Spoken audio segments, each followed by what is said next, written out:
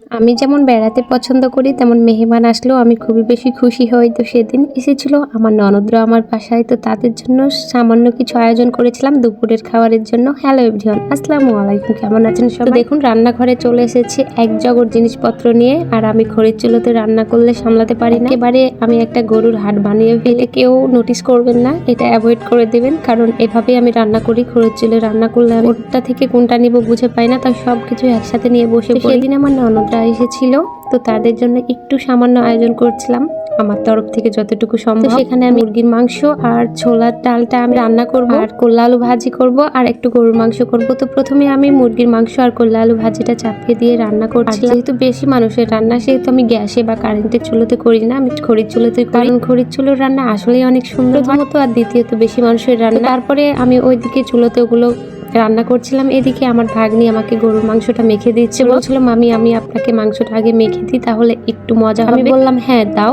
কারণ আমার সব ভাগ্নিগুলোই জানেন যারা আমার বাসায় আসে যে কখনো বসে থাকে না, মামি হাতে হাতে কাজ করে দেয়। আমাদের ভাগ্নিদের বলতে হয় না এটা করো ওটা করো, ওরা নিজের ইচ্ছে সবকিছু করে দেয়। তারপরে আমি এই তো ছোলার ডালটা আমি একটু মাংস দিয়ে রান্না করব, তার জন্য মাংসটা কষে নিচ্ছিলাম, আর এদিকে গরুর মাংসর যেটা মাখা ছিল সেটাও আমি দিয়ে দিই। আস্তে আস্তে জাল দিয়ে নাড়ছিলাম, আর প্রচুর ধোয়া হচ্ছিল, কারণ আমি খড়ির চুলো রান্না করলে জানি না যেন আমার প্রচুর পরিমাপে ধোয়া হয়।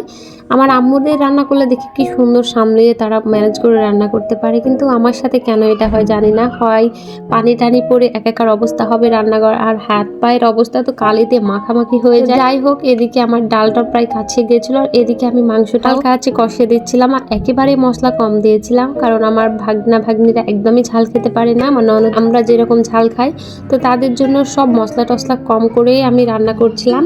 আর তারপরে আমি একটা হাঁড়িতে পোলাওয়ের জন্য পেঁয়াজটাও একটু হালকা ব্রাউন করে, তারপরে চালটা একটু ভেজে আমি সেখানে পানি অ্যাড করি, কারণ আমার রাইস কুকার খুব একটা বড় না, যেটা আছে সেটা আমি বের করিনি, তার জন্য আমি ভাবলাম চুলোতেই আজকে করা যাক, যেহেতু চুলোতেই সব রান্না করছি। তারপরে আমার সব রান্নাগুলো ফাইনালি হয়ে যায়, আর এদিকে আমি টেবিলে সব হাঁড়ি পাতিল যা ছিল বাটি সব নিয়ে বসে যাই, কারণ আমি জিনিসগুলো বের করছিলাম। আমার ননদ বলছিল যে কোনো আলাদা জিনিস বের করতে হবে না, আপনি যা আছে তাতেই খাবারগুলো পরিবেশন করে দেন, বড় একটা কষ্ট আছে, সেহেতু আমি আর কিছু বের করলাম। তারপরে বিকেলে একটু পায়েস করেছিলাম, চা করেছিলাম, তো আমার ভাগ্নির সাথে আমি একটু মজা করছিলাম। পুচ্চুটা এত হাসে, একটু কথা বললে তার সাথে একটু মজা করছিলাম। তো যাই হোক, ভিডিওগুলো কেমন লাগছে অবশ্যই কমেন্ট করে জানাবেন। আল্লাহ হাফিজ।